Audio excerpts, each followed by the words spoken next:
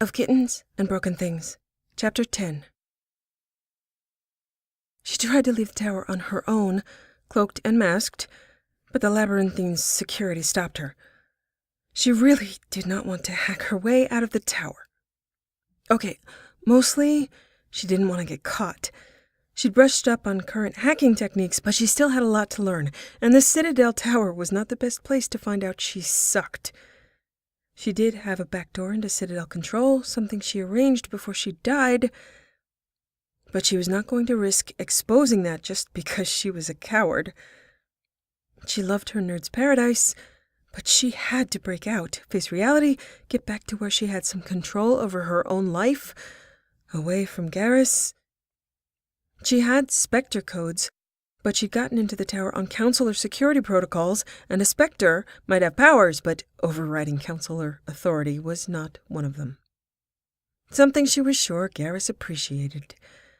She was thinking way too much about pressing. She did not watch Fleet and Flotilla once. Self-defense. Every day he became more attractive, and she was afraid she was going to stick to him like a magnet, unable to be pried off. She counted giddy minutes until he arrived. He smelled good. She fantasized about pressing her lips to the side of his throat. She wanted to know what he tasted like, warm and spiced. She closed her eyes, imagined breathing in, touching her tongue to his hide. It wouldn't be against the rules. No reverie, and he'd... She blushed to full alert and startled herself out of that fantasy. No, you can't. First, disastrous steps. He'd keep his word right up until he realized he didn't have to, and that the deeper truth was the one he was going to honor. Things change fast on the tower, remember? Dad was right. I needed someone as smart as I am, and he qualifies, and that's the problem. Garrus alerted her Omnitool with two simple words she could hear in his mocking drawl. No escape. I have to get to the Normandy. No, but nice try. I'll be there later. Wait until I can arrange an extraction that doesn't result in you being spectacularly detained by CSEC. She skulked back inside. So, a few more hours in nerd paradise, solitude, silence, and hopeful counting of minutes until the sound of the door means he's here and your heart leaps when you see that it's him. Just a few more hours of the way you would want things to be if you had a choice. Then, I go kill things for a living. Yes, my life is really weird. It was definitely easier being dead. She heard her parents not say anything, loudly. That's my story, and I'm sticking to it.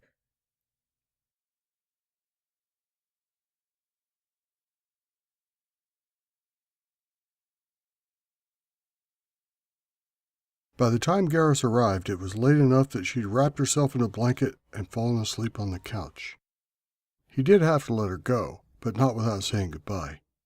It was like her to slip out unseen, refuse to meet, not allow him on the Normandy, or only allow him near her in official capacity in public places, because she was tempted. She was so very tempted to take back every careful restriction she'd placed. He'd hoped for enough time to wear that reserve from her and get to the woman that watched him with hunger and longing. But she was typically Shepard, or whatever her name was, and she guarded that last bit of ground tenaciously. He knew her well enough to know to wait, 2 paces behind, unfortunately. She wanted to be back on her ship where she made the rules and he could not follow. Yes, she was a Council Spectre, and he could in theory tell her what to do, but he knew exactly how well she followed orders that countered her own guidance. He also really couldn't let her be observed leaving the tower without having ever officially arrived, the only conclusion being that she'd been there for a long time. He reluctantly arranged for shuttle service in a few hours, direct from the tower to the Normandy. She would likely only be stopped from leaving once at his request. She would manage to hack her way out or talk Anderson into using his tower access codes, and he would not get his goodbye. Then he had to get back to his life, more at stake and less to look forward to until her next visit, which was out of his control, when it happened, or if it happened. So much was suddenly out of his control. He found it more and more difficult to accept that he really was going to say goodbye and throw her back into the storm, possibly not see her again, to be left with a memory of her kiss and vengeance against whatever killed her. In theory, he'd be able to do more than hold her once the war was over. The war that historically took centuries, eradicating all life. But you got your kiss and your bond, and she has spent nights in your arms because she did not want to leave. She's wrapped in a blanket on the couch where you've spent so much time together. She's not in her bed. She's waiting there, sleeping and trusting because she does not at heart want to leave. She has to leave in spirit. She loves you and is terrified, for good reason, of everything that could go wrong. Mapping out her life, and now yours, as she always did, careful and considered moves. So there's that. He had to remind himself often and viciously to not complain. He did not always succeed. He was doing his job, but political capital was disappearing or being devoured by distraction. Shepard's reappearance was virtually simultaneous to his bond. Add in his dramatic lack of a social life for 2 years and the unexplained marks on his crest. He felt and saw the shift in political potential daily. Shepard had not been produced publicly, but she would be. Ambitions that might have involved an alliance with Vakarian clan through bond faded, in some places bitterly, in some places vengefully. Everyone knew that Shepard would eventually appear before the council. She would have suggestions and directions, and he would always be aligned with them. It did not matter if people could or could not verify that he was bonded to Shepard. What did matter is that they could predict his behavior and needs, and that made him vulnerable. He, Anderson, and the Asari counselor Tevos made for an impressive influence block, but the Solarian counselor Valerne would press and use the media to exploit vulnerabilities, find the places where Garrus was weak and would concede, just as he had on the long-wrangled and now supported project that had been traded for Shepard's Spectre status. There were hierarchy opponents who wanted their projects highlighted and would do the same thing. All they needed to do was oppose what Shepard needed, and he would have to concede in other places. Garrus's insistence on Reaper readiness was fortunately unchanged. Her return marked no alteration in his approach, but now Shepard was the focus, and he was potentially diminished to a puppet of bond and inclination. That should bother him more. But his main problem was not that he was a puppet. It was that he could not announce how proud he was to be her puppet. Where Garrus had before been insistent in his political life, now there was a personal element. His announcement had convinced some that he was romantic and prudent. His already high approval rating with the public of all species in general got a bump, but it had taken a distinct Turian dip. Not critical, but enough to validate every fear Kara had about loss of political capital and Turian support. Discovering his bondmate's identity would be at the top of any influence peddler's list, but any competent influence peddler would be able to draw a map without proof. The wiser political players only had to act as though his being bonded to Shepard were true, and watch how that bet paid off every time predictably. It could and would erode his appearance of representing only the hierarchy if it could be easily deduced that he owed his fealty as bondmate to Shepard. She must support the furthering of the survival of all species, not just humans. He had to support the furthering of the survival of Turians in order to protect her, and he could not protect her as zealously as he would wish. It would ruin his bargaining position and authority. He could potentially be provoked, needled, and harassed on the subject, and he must at all times remain calm, as Counselor Vakarian had always been. As he, looking down at her sleeping at the moment, was not inclined to be. He had to be even more careful to create distance, rely on Anderson and Tevos to support her. He had to hang back, and that was painful.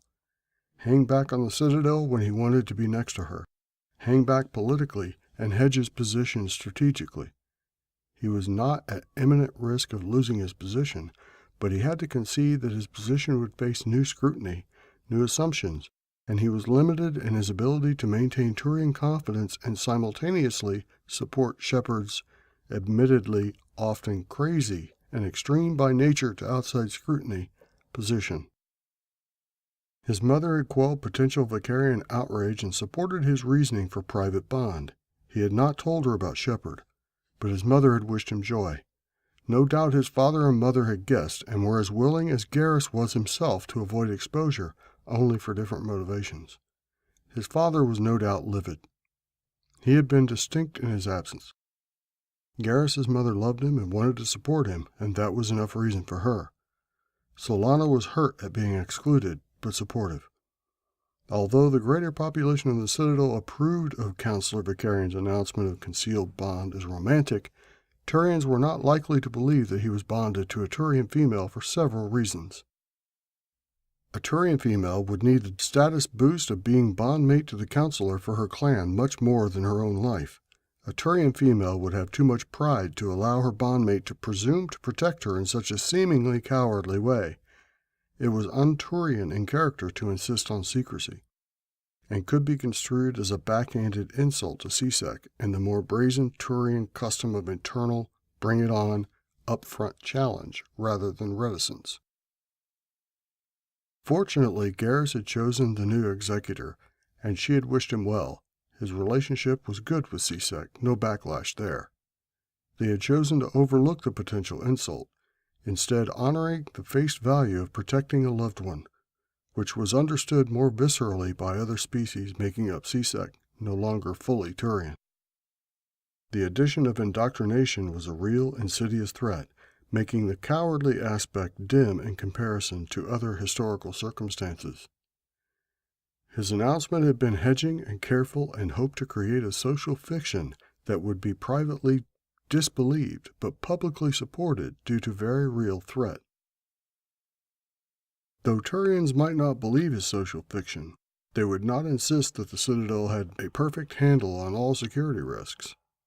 From mercs to indoctrination to run-of-the-mill crime, claiming Turian exceptionalism and assumed immunity to danger would be a foolish public stance and would alienate other races who were more open about potential weaknesses. It could backfire and give other species a forum to question Turian commitment to security if they focused on denial of threat rather than prevention. Whether or not he commented on his bond, others would and did. The media did. Gossip at his level of politics was business. According to Liara, Kara had insisted on not getting involved for that reason in her first conversation after resurrection. Hell, Kara could read about his devotion on a daily basis and keep herself very busy. She had 2 years of his addresses and speeches enshrining her memory to catch up on what everyone else knew about already. She was likely entirely up to speed on the fact that Counselor Vicarian was known to have held her in unusually, likely unnaturally, high regard. There was no concealing that. The odd marks on his forehead he had never discussed had shown up immediately after Shepard's death. Those marks remained, and that was something a Turian woman would be unlikely to allow or forgive. Speculation had always described the marks as an odd tribute to Shepard's memory. A Turian woman would not tolerate her bondmate pressing his crest to hers with the rumored color of a human female painted there. Impossible. Yes, Counselor Vicarian was progressive and unique in his outlook, and based on his results, cultural concessions were made. Commander Shepard was an admirable, exceptional woman, but it would be unthinkable. These were things Turians knew. Humans or Asari might think, but he could decide to keep them. Every Turian's response? She would be his Ava. It would be up to her. But if she loved him... It is not about love. That is proven with a bond. It is about obedience and appearance. She would know he would obey her, and that erasing 3 marks that were not important enough to explain would be her duty to provide to his newly pledged clan. He would take her colors and her name. The marks are for clan, not for bond pair. She would not allow clan markings to be alloyed with the unknown. Loyalty must be clear, or it does not exist. Few human and Asari belief of romance and protection, and Turian assertion of understanding exactly what was going on.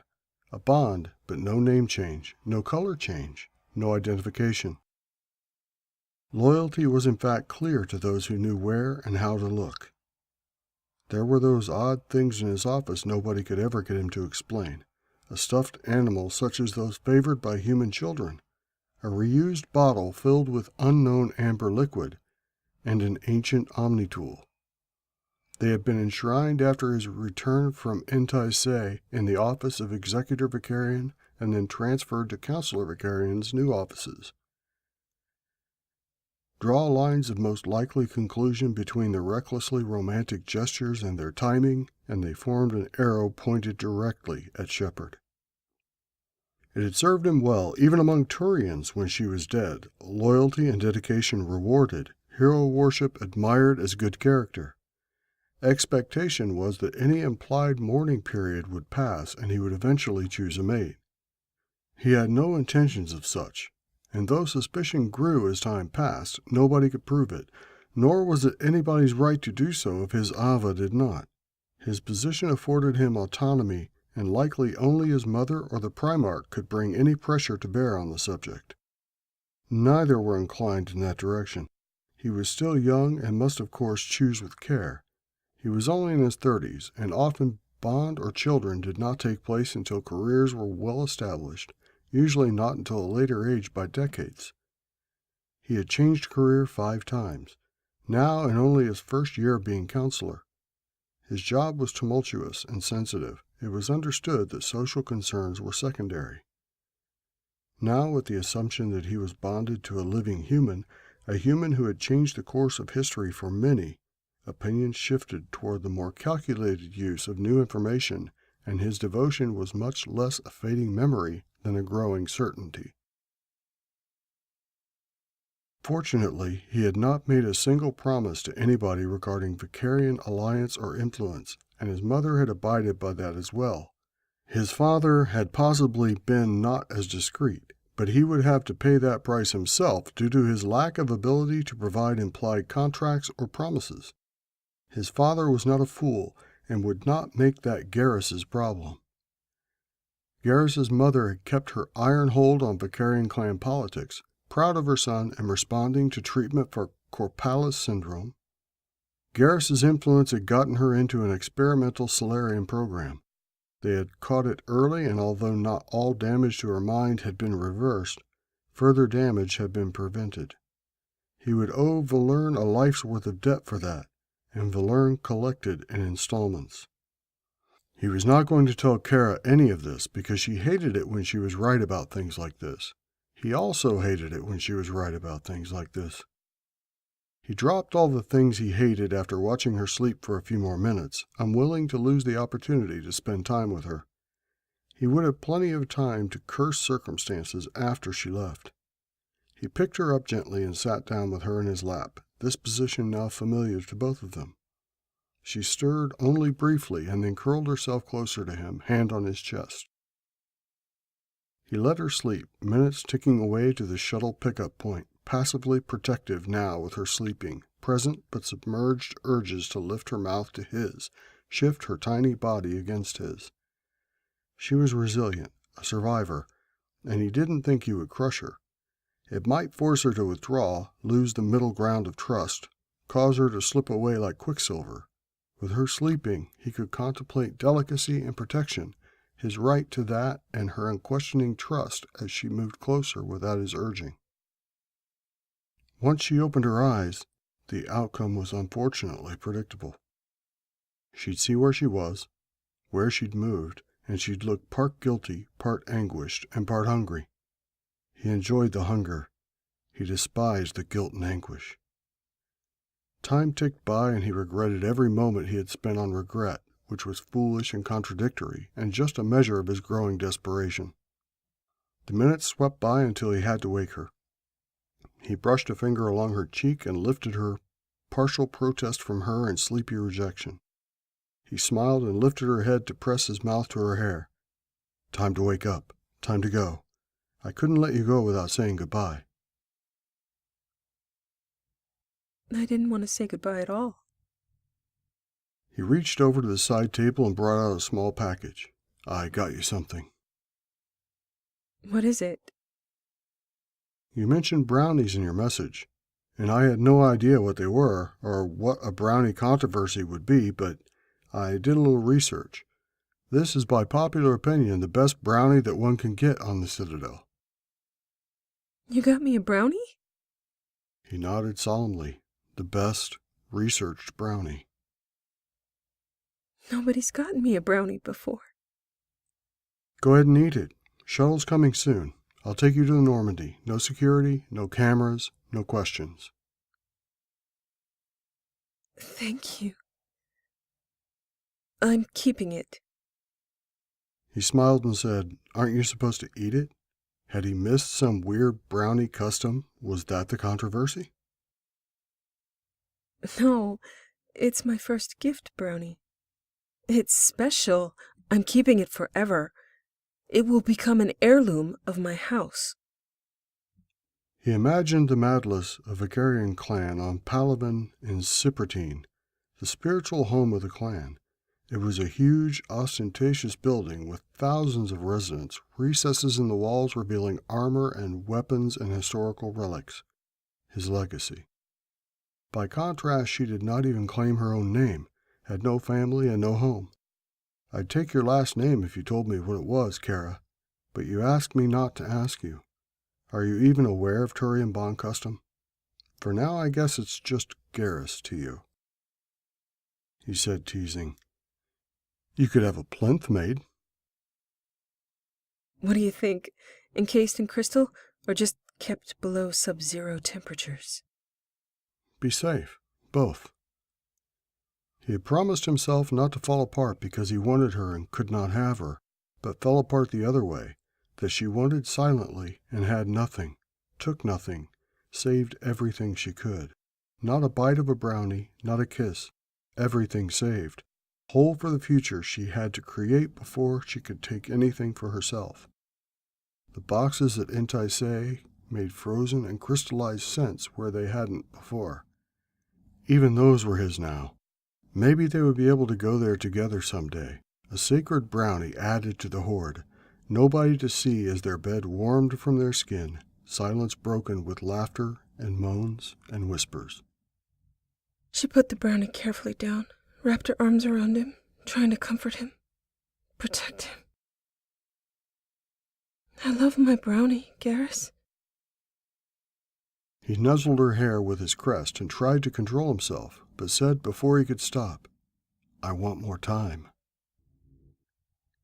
Me too. We'll get it. Just later. He lifted her chin with his fingertip and said, I hate later.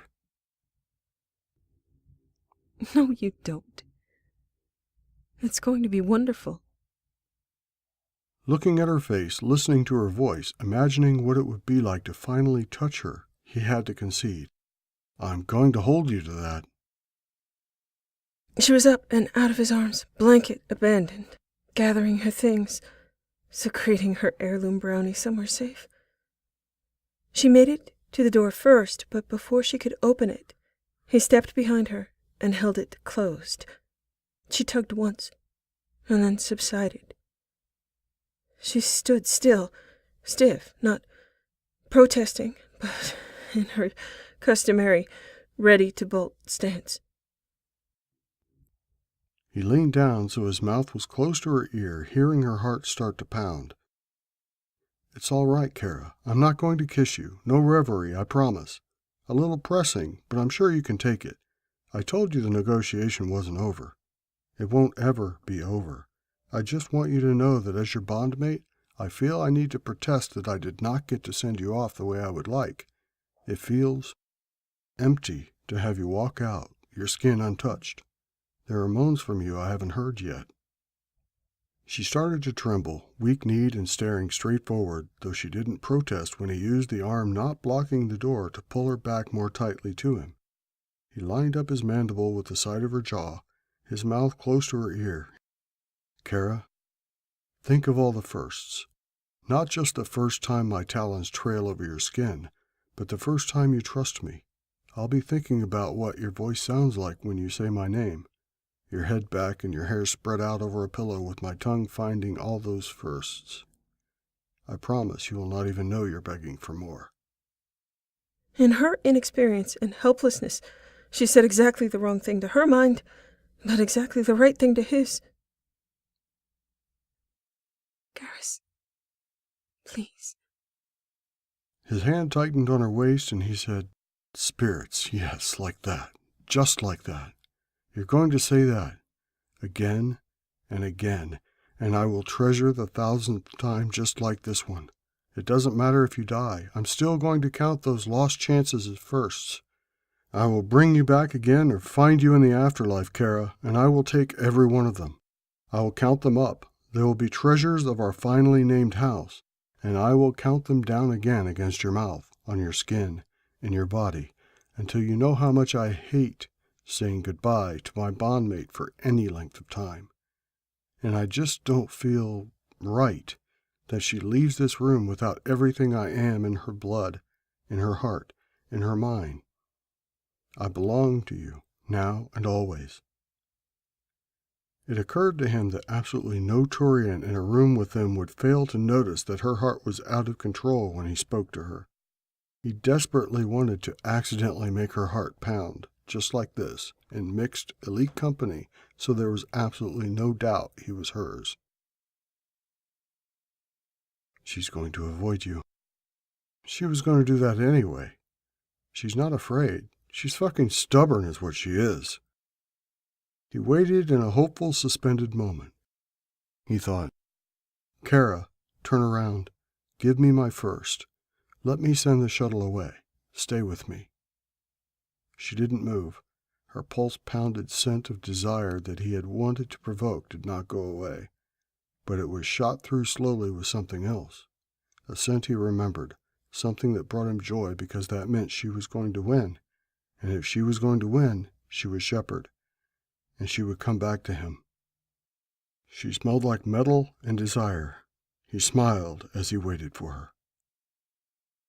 Garrus, you're mine? Always and forever. Then prove it and open the door for me. He breathed in, appreciative and satisfied by his bondmate's strength and will, said softly, I love you. Yes, ma'am. He opened the door and held it for her as she walked out. I love you too, and I trust you, and those aren't firsts. That was an infuriating thing to say, unless the word trust really did mean something different to humans, like so many concepts that did not translate. She'd better come back, or he was going to kill her himself.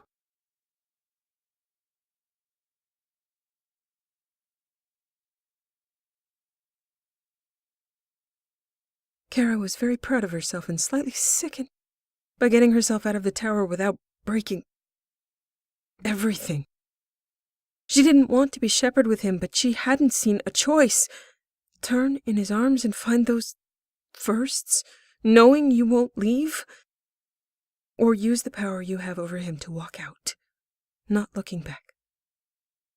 He escorted her in silence to the Normandy, piloting the shuttle himself, relaying her on board and accepting a brief tour from Edie.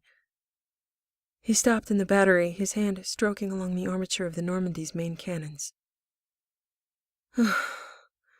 His hand. Commander, I believe once you told me that if I ever wanted a bunk on any ship you commanded, all I ever had to do was ask. I'm asking. She was on guard and stayed in the often constricting but now comforting, hard presence of Shepard, though the image of him on the ship, in any bunk, in her bed, on the couch in her quarters, was exactly what he'd wanted to invoke and added a sliding, warm havoc to her thoughts. She smiled at him. And right after that, I said you deserved your own command. Permission denied, Counselor, though the request is appreciated. Funny how things change in 2 years. He looked around the battery appraisingly. That is a shame. Then permission to tour proposed upgrades? Of course, Counselor. She did not promise to be the one giving the tour, and she and he both imagined her hiding in her quarters. He smiled at her. Some things do not change with passing years. Some things will not change. She purposely misunderstood. But the gun will. Thank you for your technical assistance in the upgrades of the Normandy. She is magnificent. If you will excuse me, I need to alert crew as early as possible that we will be leaving soon. How soon? 2 days. Edie, if you would please assist Counselor Vicarian? Yes, Commander. Of course, Commander. She turned and left him there, headed for the elevator. Once in her quarters, she walked to the bed and fell face forward into it, really missing the tension relief of being able to swear. Instead, she made indistinct noises and whimpers into the cool covers. No. Oh, that hurt. Hello, blanket. Hello again. Yes, it's me. I am in trouble. You'll get used to it. What kind of trouble? The shooting at me kind? No, just boy trouble. She kept at it until her sides hurt and she was coughing. No. Oh no.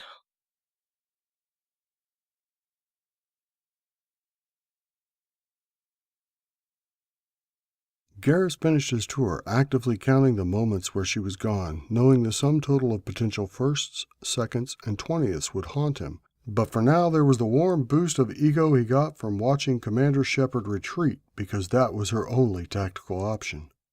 He was still not necessarily a nice person.